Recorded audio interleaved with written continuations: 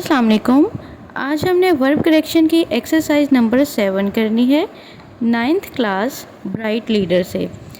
है तो ये 9th क्लास की ब्राइट लीडर से, लेकिन ये 9th और 10th दोनों ही के स्टूडेंट के लिए बेस्ट है।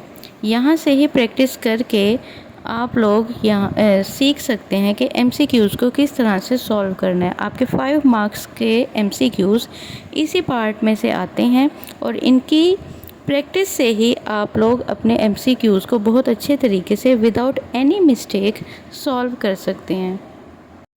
हमारा फर्स्ट MCQs है व्हाट यू डैश एट 4। अब यहाँ पर ये इंट्रोगेटिव सेंटेंस है और यहाँ पर टाइम भी मेंशन है, बट यहाँ पर सिंस और फॉर के साथ टाइम मेंशन नहीं है, बल्कि यहाँ पर एट 4 लिखा है। तो इसीलिए हम यहाँ पर डी ऑप्शन यानी will you be doing select करेंगे। What will you be doing at 4। आपके इस MCQs में यू को ब्रैकेट में इसलिए लिखा गया है क्योंकि सब्जेक्ट जो है वो हेल्पिंग वर्ब के बाद आता है, इसीलिए यहाँ पर यू को ब्रैकेट में लिखा गया है। क्योंकि क्वेश्चन वर्ड के फ़ौरन बाद हेल्पिंग वर्ब आता है, इसीलिए उसके बाद सब्जेक्ट आएगा। इसीलिए आपकी ऑप्शन में विल के बाद यू को राइट किया गया है। सेकंड MCQs है दे डैश ऑल नाइट। तो यहाँ पर हम फर्स्ट ऑप्शन को सिलेक्ट करेंगे विल ट्रैवल। वो तमाम रात सफ़र करेंगे। देखा जाए तो ट्रैवल यानी बी ऑप्शन भी ठीक है, क्योंकि हमारा सब्जेक्ट जो है वो प्लूरल है, तो गलत वो भी नहीं है। अगर हम इसकी सेंस चेक करते हैं तो वो भी ये हमें सही सेंस दे रहा है, जैसे वो तमाम रात सफ़र करते हैं। लेकिन आपके पीछे विल ट्रैवल सेलेक्ट है, इसीलिए हम विल ट्रैवल ही करेंगे, लेकिन ट्रैवल भी गलत नहीं है। लेकिन ज़्यादा बेस्ट है कि हम विल ट्रैवल को ही सिलेक्ट करें, क्योंकि हम ये नहीं कह सकते कि वो तमाम रात सफ़र करते हैं। ऐसा लगता है जैसे वो डेली करते हैं, लेकिन अगर हम विल ट्रैवल को सिलेक्ट करेंगे तो हमें पता चलेगा कि वो रात को सफ़र करेंगे, यानी डेली नहीं करेंगे, बल्कि कोई एक दिन का ही ट्रैवल है जिसे हमने करना है। तो इसीलिए विल ट्रैवल ज़्यादा बेस्ट है। थर्ड MCQs है I dash for you at the usual time. मैं मामूल के वक्त पर आपका इंतज़ार करूँगी। अब यहाँ पर क्योंकि आई है, तो आई के साथ आपको पता है हम शैल का इस्तेमाल करते हैं, तो इसीलिए हम यहाँ पर आई शैल वेट को सिलेक्ट करेंगे। नेक्स्ट सेंटेंस है she dash her lesson in French in the morning. अब इस सेंटेंस को अगर गौर किया जाए तो इसमें इन द मॉर्निंग हमें इनकी रूटीन और हैबिट बता रहा है, तो जो वो डेली करते हैं, तो इसलिए हम यहाँ पर विल बी डूइंग लेंगे। देखा जाए तो हैज़ डन ठीक लग रहा है, लेकिन यहाँ पर हैज़ डन हम उस वक्त लेते जब हमारा एक काम मुकम्मल हो चुका होता, लेकिन यहाँ पर एक रूटीन और एक हैबिट की बात हो रही है, इसीलिए हम यहाँ पर विल बी डूइंग को सिलेक्ट करेंगे। नेक्स्ट है she dash her work before the guest arrive. अब देखा जाए तो इस सेंटेंस में 2 क्लॉजेस हैं, एक है शी डैश हर वर्क और एक है बिफोर द गेस्ट अराइव। अब यहाँ पर हम सबसे पहले टेंस को आइडेंटिफाई करेंगे जो हमारी कंप्लीट क्लॉज है, यानी द गेस्ट अराइव में हम फॉर्म ऑफ वर्ब को जब देखेंगे तो इसमें फर्स्ट फॉर्म ऑफ वर्ब है, इट मीन्स कि ये प्रेजेंट में है। अब अगर हमारा एक सेंटेंस या एक क्लॉज प्रेजेंट में है, तो हमने नेक्स्ट क्लॉज जिसको हमने फाइंड आउट करना है उसको भी हम प्रेजेंट में या फिर फ्यूचर में ही रखेंगे। तो इसीलिए हम यहाँ पर विल हैव डन को सिलेक्ट करेंगे, यानी वो मेहमानों के पहुंचने से पहले अपना काम मुकम्मल कर चुकी होगी। नेक्स्ट है they dash there exercise by the time the teacher arrives. अब यहाँ पर देखें तो जो हमारे पास कंप्लीट क्लॉज है द टीचर अराइव्स, इसमें अगर हम फॉर्म ऑफ वर्ब देखें तो देखा जाए तो अराइव्स यानी फर्स्ट फॉर्म के साथ एस को यूज़ किया गया है, क्योंकि टीचर सिंगुलर था, इसीलिए यहाँ पर अराइव्स को लिखा गया है।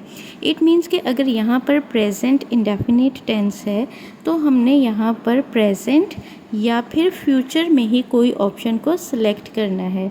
तो इसीलिए हम यहाँ पर विल हैव रिटन को सिलेक्ट करेंगे। विल राइट यहाँ इसीलिए ठीक नहीं होगा क्योंकि यहाँ पर टाइम को मेंशन किया है कि टीचर के पहुँचने तक वो अपनी एक्सरसाइज मुकम्मल कर चुके होंगे, इसीलिए यहाँ पर हम विल हैव रिटन को सिलेक्ट करेंगे। विल राइट यहाँ पर ठीक नहीं होगा। नेक्स्ट है she dash from tour of Europe by the middle of December next. अब इस सेंटेंस में अब आप एक लफ्ज़ यानी नेक्स्ट को ही अगर देख लें तो आपको पता चल जाएगा कि ये फ्यूचर में किसी होने वाले काम को शो कर रहा है, इसीलिए हम यहाँ पर विल हैव रिटर्न को सिलेक्ट करेंगे। नेक्स्ट है the farmers dash the harvest before it rains. अब यहाँ पर 2 क्लॉजेज हैं यानी 2 सेंटेंसेस हैं या फिर 2 क्लॉजेज हैं। इट रेन्स में हमारे पास जो टेंस है वो फर्स्ट फॉर्म ऑफ वर्ब यानी प्रेजेंट इंडेफिनिट टेंस है। इट मीन्स कि हम यहाँ पर प्रेजेंट या फिर फ्यूचर में ही कोई ऑप्शन को सिलेक्ट करेंगे, इसलिए हम यहाँ पर विल हैव रीप्ड को सिलेक्ट करेंगे। नेक्स्ट है these mangoes dash the market by April.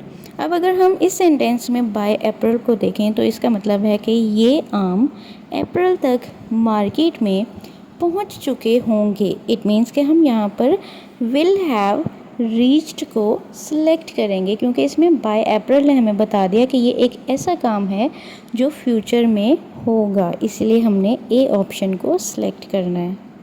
Next है I dash all the novels of Golding by the end of summer vacations.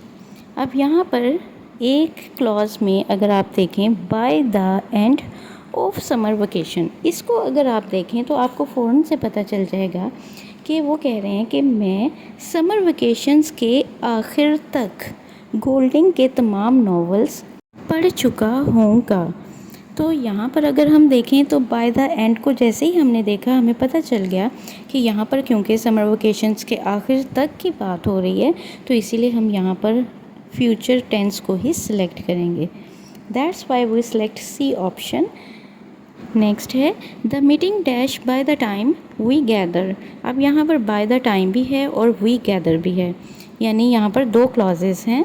एक तो बाय द टाइम हमें बता रहा है कि फ्यूचर को हम सिलेक्ट करेंगे और वी गैदर को देखें तो गैदर जो है वो फर्स्ट फॉर्म ऑफ वर्ब है। इट मीन्स कि अगर यहाँ पर प्रेजेंट इंडेफिनिट टेंस है तो जो हमने क्लॉज को सॉल्व करना है उसमें हम या फिर प्रेजेंट लेंगे या फिर फ्यूचर लेंगे, तो इसीलिए हम यहाँ पर विल हैव एंडेड को लेंगे क्योंकि यहाँ पर बाय द टाइम ने हमें बताया कि ये काम फ्यूचर में होने जा रहा है।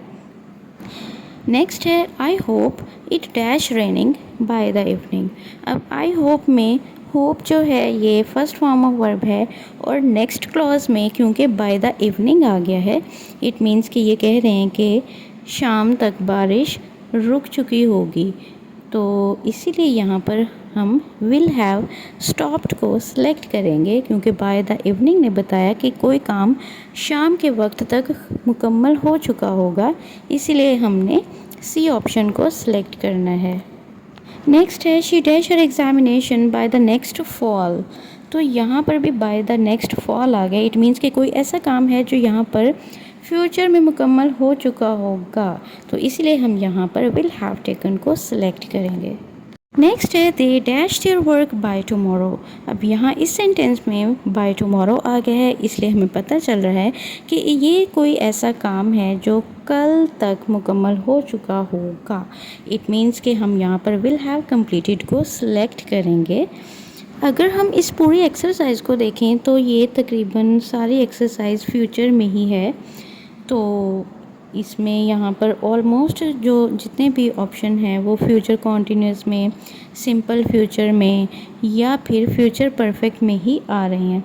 इसीलिए किसी भी ऑप्शन को सिलेक्ट करने से पहले अगर हम थोड़ा सा कंसंट्रेट कर लें, उनको थोड़ा सा अंडरस्टैंड कर लें, तो हमारे लिए ऑप्शन को सिलेक्ट करना आसान हो जाता है और हमें पता चल जाता है कि किस ऑप्शन को हमने सिलेक्ट करना है।